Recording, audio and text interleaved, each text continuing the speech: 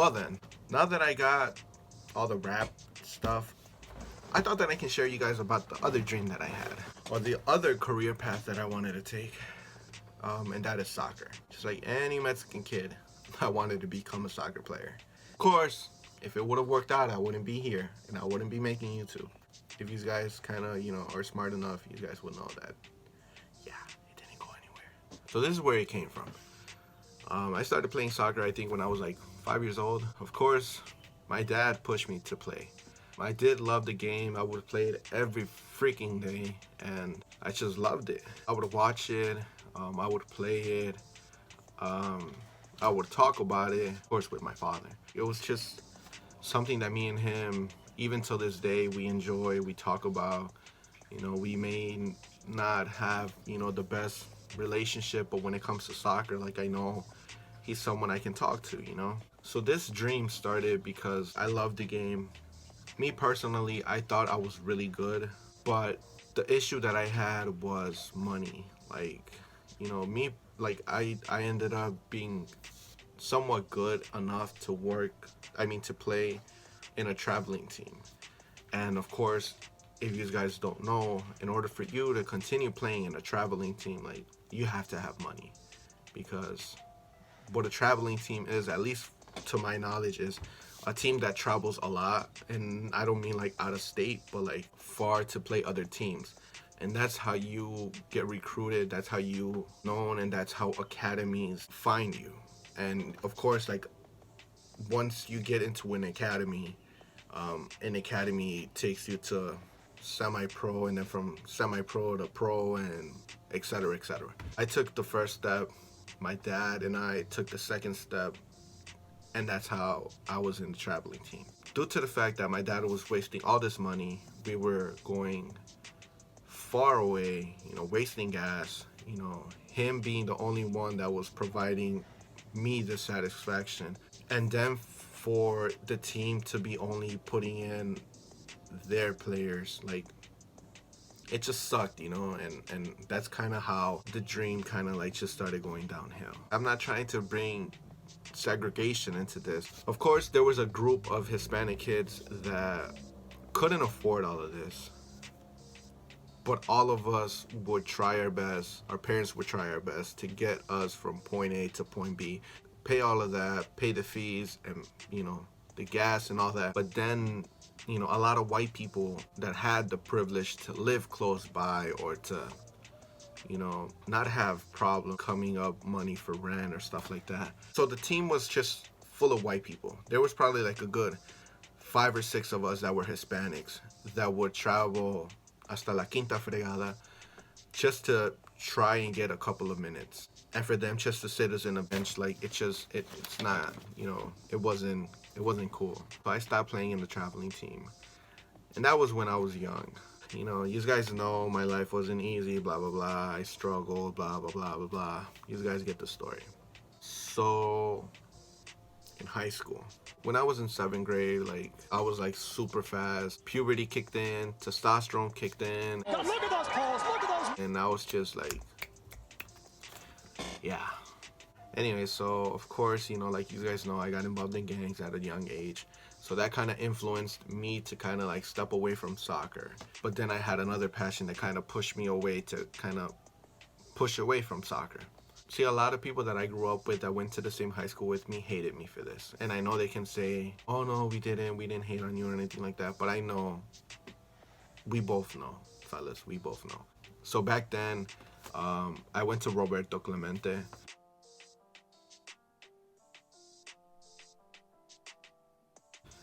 They had a really, really good team. I think they were in 2nd division or 1st division. I don't recall. And what that means is that they had the varsity and the JV team, the really good sophomore, juniors, seniors, and then they had the freshmen. I just wanna be here because I want to make friends. When that ended up happening, I went to trials for like 3 days. Me being a freshman, me being 14 years old, I think I made it a varsity. That's how good I was. And even the 2 coaches that were coaching the teams, like, They were really impressed with my skills, with my speed. But the one thing that I did not have was weight. Like, of course, if you guys don't know, soccer, football is a really physical sport. Rebound. Is there contact there? And I was just some skinny stick.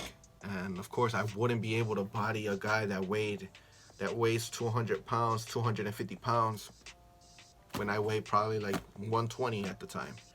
And I was short at the time. I'm probably like 6 feet, probably 5'11". Back then I was probably like 5'6", 5'7". But I ended up making it a varsity. You know, the kids that I would play soccer with, you know, in the backyards, in the alleys, or in the parks, like, they kind of, you know, took it personally and, you know, kind of like tried not talking to me or playing with me anymore. So in high school, that's just how it started. That was my freshman year. Sophomore year, it went downhill. I would cut school. I would go hang out with the crew, with the, you know, the bangers, go do graffiti for them, you know, do what I had to do, I guess. I still played soccer, but I didn't take it as serious as I wish I would have, because I had another dream that I was trying to reach, and I was still getting influenced by game bangers and stuff like that. My junior year, I went for it again, have the same coaches, and of course we didn't have the same team, so we started declining in divisions. I think in my junior year, I think we were in 3rd division already, going down to 4th division. That just proves, you know, how shitty the team was. But me personally, I felt like I was just good enough. I was really good that, like, I just kept trying. I kept trying. And my junior year, I made it in the newspaper. Hey, that is wonderful, sweetie. I'm gonna read it. I don't have the newspaper. In fact, my newspaper. I don't even know if it's true or not. But one of the coaches, he was a little hippie looking coach. Yeah. Really wanted me to, like, try something with soccer, you know, because he saw how my life was going, the direction my life was going. He was trying to push me to get away from that and I have something good going for me, like, just stick with it, you know. But of course, being the teenager that I was, I didn't listen. So he ended up, you know, getting in contact with, I think, the Sun-Times newspaper, and they came to watch me play soccer.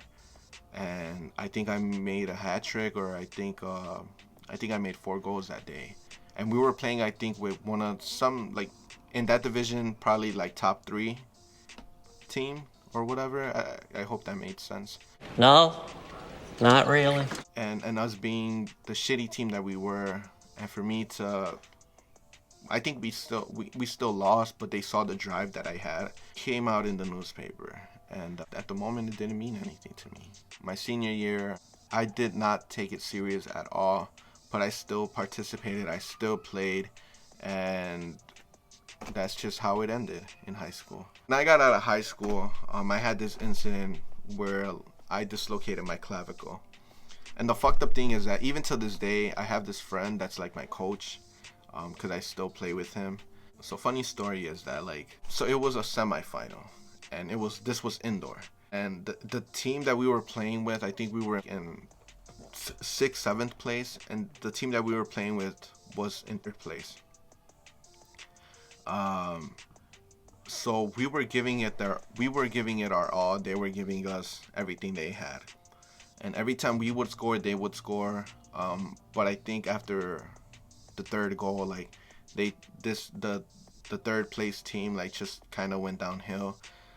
So my friend that's a coach, he took me out of the game, and he's like, you know what, like, these guys are good, like, just chill, you know, like, we got the final the next day, which was a Friday. We were playing on a Thursday, and he just told me, you know what, just sit back, like, don't do anything, like, we got this, like, let them handle it.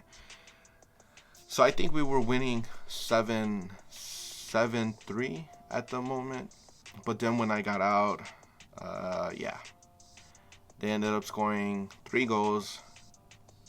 And so, like, I got scared, and I told my coach, I'm like, you know what, like, I gotta get back in. Like, you guys gotta put me back in. Like, You know, these guys are not holding up. Like, I need to at least score 2 more goals to kind of like just, and I think there was like 5 minutes left to kind of give you guys the cushion. So I did not listen. I took it upon myself to get someone out and for me to go back in. And my coach, my friend, got so pissed off at me. So this is where it happened. So, you know, the ball came, whatever, it was in midair. I did a bicycle kick. All the Juventus fans around us are on their feet applauding. And I was gaining weight because I wasn't taking soccer serious. I kept eating, and I gained weight.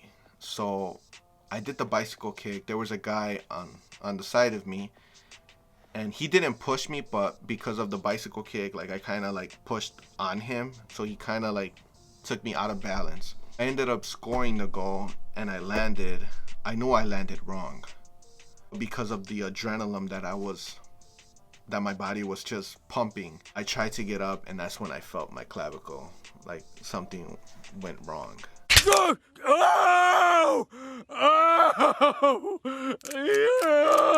So I dislocated my clavicle from my shoulder.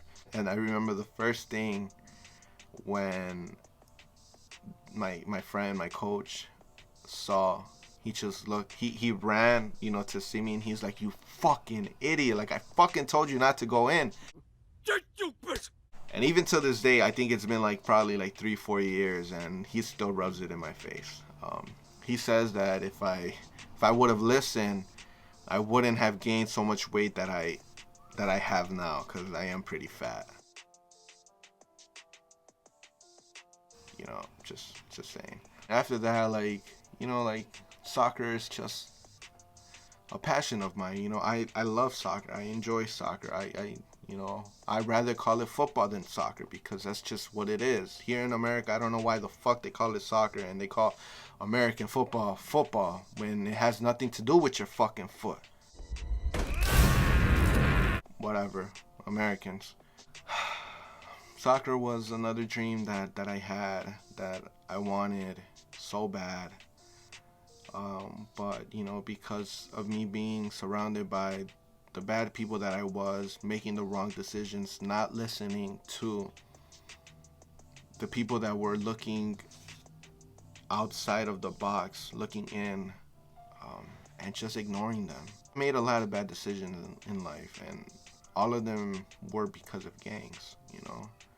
And of course, nowadays here in Chicago, there is not much that goes on in gangs. Everything that you guys hear in the news is because of drugs, is because of money. It has nothing to do with gangs. And yes, gangs nowadays are more, to me personally, are more about selling their dope, selling their products and stuff like that, rather than just defending a block like it used to be. But I could be wrong. I don't know. I don't keep up with that fucking crap anymore. Like I've told you guys before in the other video, if you guys need anything, someone to talk to, or, you know, you have a dream where you feel like you're not going to achieve, DM me below. I have my Instagram down below, and I'll try my best to push you forward and to,